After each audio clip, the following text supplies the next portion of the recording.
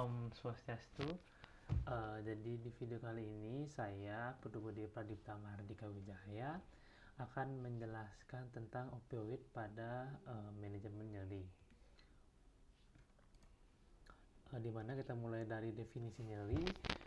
The International Association for the Study of Pain menyebutkan bahwa nyeri merupakan pengalaman sensorik dan emosional tidak menyenangkan dengan adanya kerusakan jaringan atau ancaman kerusakan jaringan atau keadaan yang mengabarkan kerusakan jaringan tersebut. Nyeri berfungsi sebagai mekanisme proteksi, mekanisme defensif, sebagai penuntun diagnostik. Untuk klasifikasi nyeri sendiri, ada nyeri akut. Nyeri akut adalah nyeri yang terjadi setelah cedera akut, penyakit atau intervensi bedah dan memiliki proses yang cepat dengan intensitas yang bervariasi, bisa ringan sampai berat, dan berlangsung untuk waktu yang singkat. Nyeri akut berdurasi singkat, kurang lebih 6 bulan, dan akan menghilang tanpa pengobatan setelah area yang rusak pulih kembali. Nyeri akut dibagi dua, yaitu nyeri somatik dan nyeri visceral. Nyeri somatik akibat cedera muskuloskeletal, nyeri visceral akibat nyeri pada organ visceral. Ada juga nyeri kronis. Nyeri kronis adalah nyeri konstan yang intermittent yang menetap sepanjang suatu periode waktu. Nyeri ini berlangsung lama dengan intensitas yang bervariasi dan biasanya berlangsung lebih dari 6 bulan. Nyeri dapat berupa nyeri nociceptif, neuropatik, atau mix. Bentuk nyeri kronis yang paling sering yakni musculoskeletal disorder, bisa chronic visceral disorder, lesion of peripheral nerves, nerve root, atau dorsal root, lesi di central nerves dan cancer pain. Untuk mekanisme nyeri ada 4, ada transduksi, transmisi, modulasi, dan persepsi. Transduksi ini adalah proses stimulasi nyeri, bisa mekanis, termal, kimiawi, dan bisa menyebabkan aktivasi listrik pada ujung-ujung saraf. Pada transmisi itu adalah proses penyaluran impuls saraf sensoris ke medula spinalis lalu menuju ke korteks cerebral. Pada modulasi ada proses interaksi antara sistem analgesik endogen dengan impuls nyeri sehingga menuju ke korus posterior medula spinalis. Dan dari persepsi, hasil akhir proses interaksi ini menjadi suatu perasaan subjektif yang disebut nyeri. Untuk respons sistemik terhadap nyeri, ada nyeri akut, misalnya respons sistemiknya berupa hipertensi, takikardia, dan juga meningkatkan sistemik resisten. Lalu bisa meningkatkan konsumsi oksigen serta meningkatkan respiratory rate.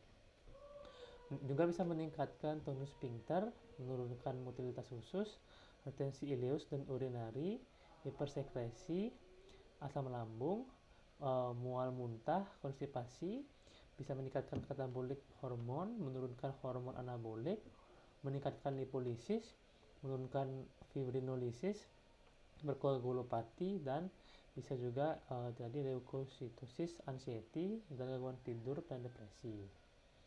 Untuk nyeri kronis itu bisa merubah nafsu makan, baik meningkat ataupun menurun. Juga jadi anxiety, gangguan tidur, dan depresi. Untuk evaluasi nyeri harus dicari dari lokasi, lalu onset, berapa lama, lalu kualitas nyerinya, dan faktor exacerbasi. Lalu bisa juga dilakukan pengukuran nyeri. Itu menggunakan numerical rating scale dengan skala 0 sampai 10, juga dengan penggunaan Wong-Baker-Face rating scale untuk anak-anak di bawah 3 tahun. Juga dengan menggunakan visual analog scale 10 cm diberikan garis, lalu juga bisa digunakan McGill Pain Questionnaire. Berikut adalah penanganan nyeri akut berdasarkan WFSA, yaitu yang pertama adalah pemberian strong opioid dengan injeksi atau juga bisa dengan lokal anestesi. Lalu opioid opioid jika opioid pada oral jika nyeri sudah mengalami penurunan, lalu bisa lanjut ke aspirin dan NSAID. Pada nyeri post operasi, maka umumnya terjadi nyeri berat seiring dengan berjalannya waktu nyeri akan berkurang. Untuk penanganan nyeri menurut WHO 3-step ladder, ada tahap 1 yaitu pemberian aspirin dan NSAID dan paracetamol. Untuk nyeri ringan biasanya dari penilaian dari NRS, numeral rating scale biasanya 1-3. Lalu ada tahap 2 untuk opioid lemah untuk nyeri ringan sampai sedang, misalnya kodein, tramadol. Biasanya NRS-nya berskala dari 4-7. Lalu untuk tahap 3 opioid untuk nyeri berat bisa morfin, metadon, buprenorphine, fentanyl, transdermal. Biasanya skala NRS-nya dari 8-10. Adjuvan itu untuk meminimalisir efek samping opioid atau meningkatkan efek analgesik. Untuk opioid sendiri, opioid adalah semua zat baik natural dan sintetis yang memiliki sifat seperti morfin. Untuk klasifikasi opioid ada 4, yaitu opiat, sintetik, semisintetik, dan endogenous opioid. Untuk opiat, turunan dari opium ada morfin, kodein, dan tebain. Untuk semisintetis, yaitu pengganti turunan dari morfin atau kodein, ada hidromorfin, oksimorfin, laforpanol, oksidokon, dan hidrokodon. Lalu dari semisintetis ini ada juga golongan agonis berupa nalbupin, butorphanol, dan pentazocin. Ada juga golongan partial agonis berupa buprenorphine dan golongan agonis berupa naloxone dan naltrexone. Lalu untuk golongan endogenous opioid ada encephalin, endorfin, dan dinorfin. Serta yang sintetis itu jenisnya ada phenylpiperidine, di mana golongan phenylpiperidine ini ada meperidine, fentanyl, sulfentanyl, alfentanyl, dan remifentanil. Ada juga golongan diphenylpropilamins yaitu metadon, proposipen, dan dextrometorphan. Lalu ada juga golongan kompleks analgesik berupa tramadol dan tapentadol. Ini adalah 4 reseptor besar dari opioid, yaitu ada reseptor delta, lokasinya di otak itu di pontinucleid, amigdala, olfactory bulb, dan di korteks. Lalu fungsinya itu sebagai analgesia, antidepresan, dan physical dependence. Lalu ada reseptor kappa, lokasinya di otak itu di hipotalamus, periaqueductal gray, dan claustrum.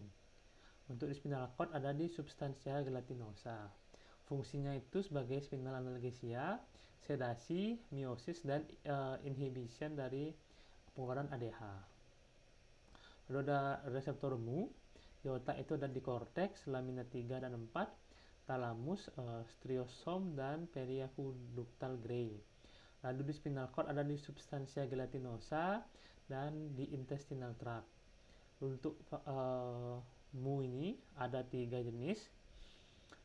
Mu yang pertama itu sebagai supraspinal analgesia dan sebagai physical dependence. Untuk yang mu kedua ini sebagai depresi dari respiratory, miosis, euforia, meredus dari motilitas dari gastrointestinal, dan sebagai physical dependence. Sedangkan mu ketiga ini belum diketahui fungsinya untuk apa. Lalu ada juga nociception receptor di otak itu berada di bagian korteks, amigdala, hipokampus, septal nuclei, dan habenula. Juga ada di hipotalamus. Fungsinya itu sebagai anxiety, depresi, apetit, dan mendevelopment dari toleransi dari mu agonis. Untuk mekanisme aksi opioid, ini opioid berikatan dengan protein G pada reseptor opioid yang tersebar luas di sistem saraf pusat, sistem saraf perifer, dan jaringan lain. Lokasi pada sistem saraf pusat berhubungan dengan proses afektif dan persepsi, termasuk korteks, thalamus, amigdala, korteks limbik, midbrain, dan medula spinalis. Opioid tidak terkonsentrasi pada korteks somatosentri yang penting untuk lokalisasi nyeri. Lokasi pada sistem saraf tepi termasuk di plexus myentericus dari GIT dan saraf eferen. Selain itu, reseptor ini terdapat di paru dan sendi. Reseptor presinaptik termasuk eksitatori dan inhibitori, di mana reseptor postsinaptik hanya inhibisi. Saraf tepi termasuk di plexus myentericus dari GIT dan saraf eferen. Lalu opioid dapat berikatan pada reseptor presinaptik dan postsinaptik. Ikatan opioid pada bagian presinaptik dari reseptor opioid menurunkan aktivitas adenilat siklase, menginhibisi kanal kalsium yang sensitif terhadap perubahan muatan listrik, dan menurunkan pelepasan neurotransmitter seperti glutamat, serotonin, norepinefrin, asetilkolin, dan substans P. Ikatan reseptor opioid pada reseptor postsinaptik dapat menyebabkan peningkatan perpindahan keluar dari kalium, hiperpolarisasi, dan penurunan neurotransmisi.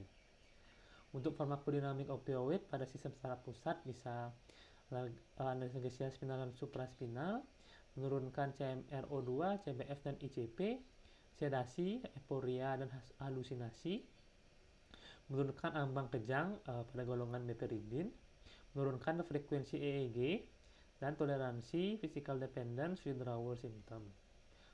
Lalu pada respirasi mempengaruhi langsung pada medula, menurunkan respon ventilasi pada hiperkarbia dan hipoksia, menekan refleks batuk, bronkospasme karena histamin rilis biasanya pada morfin, dan meperidin memiliki sifat antihistamin. Pada kardiovaskular, itu menurunkan heart rate melalui stimulasi vagal. Pada meperidin terdapat atropine-like effect yang meningkatkan heart rate, inhibisi dari vasomotor center, menumbuhkan refleks simpatis, pelepasan histamin menimbulkan vasodilatasi. Meperidin mempunyai quinine-like action, itu menurunkan eksitasi miokardial, namun pada dosis besar menurunkan kontraktilitas miokardium. Lalu pada gastrointestinal, mualan muntah karena stimulasi dopamin, CTZ, dan area vestibular. Menurunkan peristaltik sehingga menyebabkan kembung. Pada morfin menyebabkan spasme sphincter Oddi. Pada meperidin menyebabkan relaksasi sphincter renal dan gastrointestinal. Pada urogenital, yaitu morfin menyebabkan spasme ureter dan bladder sphincter. Meperidin menyebabkan relaksasi sphincter daerah renal. Pada muskuloskeletal, fentanyl dapat menyebabkan chest wall muscle rigidity yang dapat mengganggu ventilasi. Histamin release menyebabkan warm and flush sensation. Miosis karena stimulasi nukleus Edinger-Westphal pada saraf oculomotor, dan hipotermia karena menurunnya metabolic rate, vasodilatasi, tonus otot menurun, dan gangguan termoregulasi. Pada kehamilan bisa menembus sawar plasenta sehingga dapat menimbulkan depresi nafas pada neonatus. Pada endokrin dan imunitas itu menekan ACTH, LH, dan FSH sehingga terjadi infertilitas. Juga bisa menekan imunitas karena menyebabkan apoptosis dari limfosit. Untuk farmakokinetik opioid itu absorpsi sangat tergantung pada rute pemberian, misalnya oral, transdermal, subkutan, intravena, intramuskular, dan neuroaksial. High first pass metabolism itu terjadi pada morfin, sedangkan kodein dan oxycodone itu low first pass metabolism. Lalu distribusinya lipid solubility-nya itu high, tergantung pada onset awal. Ionis fraction itu lebih lama diserap lama pada lemak, sedangkan yang non ionis fraction itu lebih gampang diserap oleh lemak. Untuk pKa itu lower pKa itu distribusinya lebih besar, non ionis form itu lebih bagus, dan untuk membran permeability itu onset yang rapid. Untuk metabolisme dan ekskresi, morfin dan turunannya di metabolisme di hati menjadi morfin 3 glucuronide dan morfin 6 glucuronide. lebih poten dan durasi lebih lama.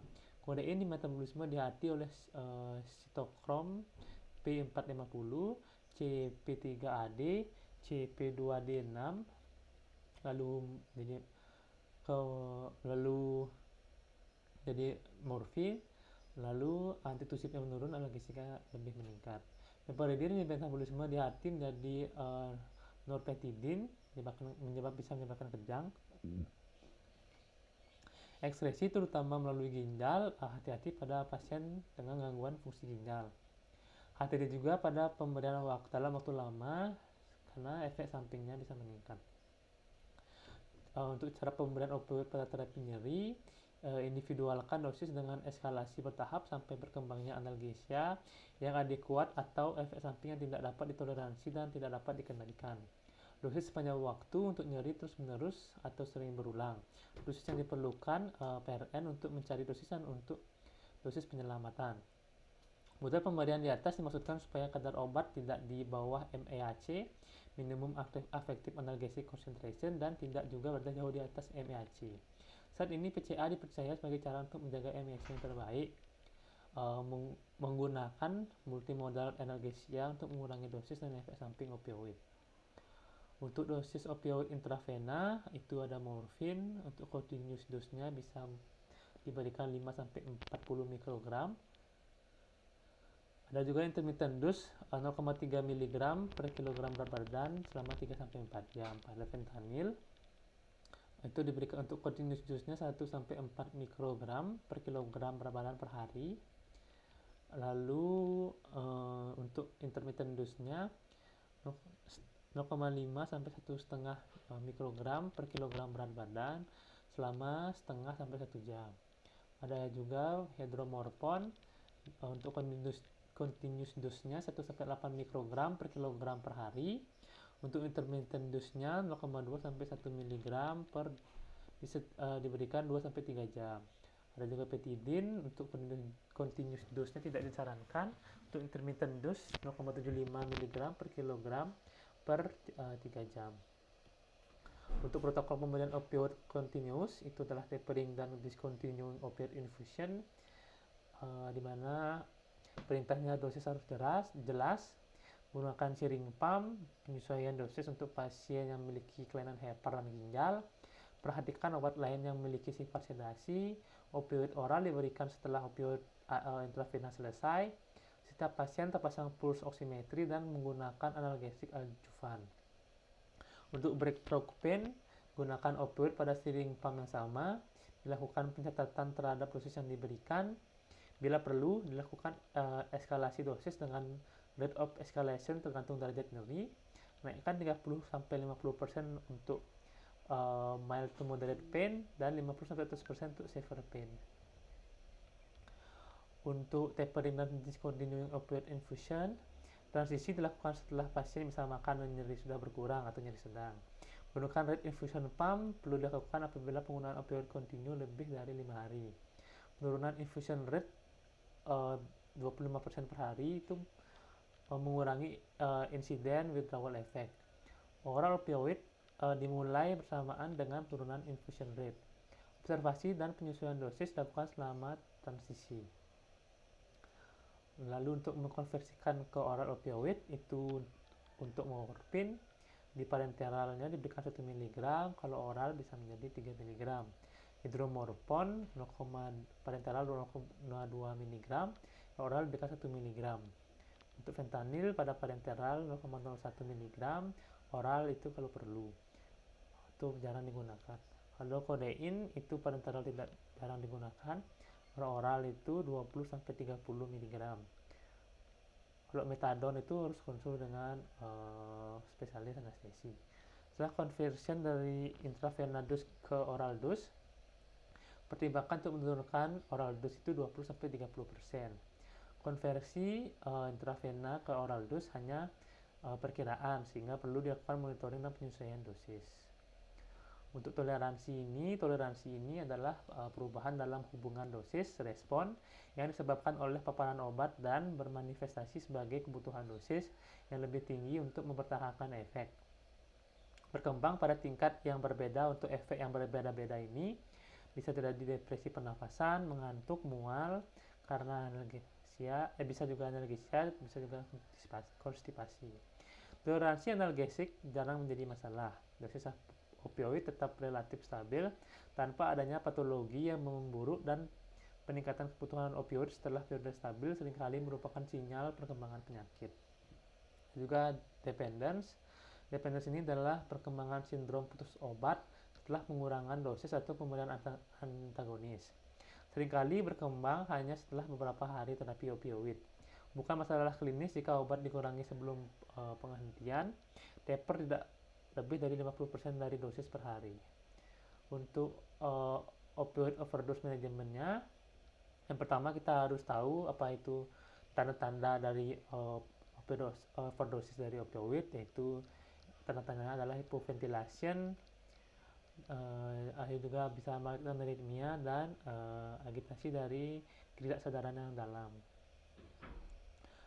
Kita berikan mixed mask ventilation dengan 0,04 mg intravenous naloxone. Lalu evaluasi 2-3 menit. Jika tidak ada respon lebih kuat, lanjut ke step berikutnya. Pemberian lagi 0,04 mg intravenous naloxone.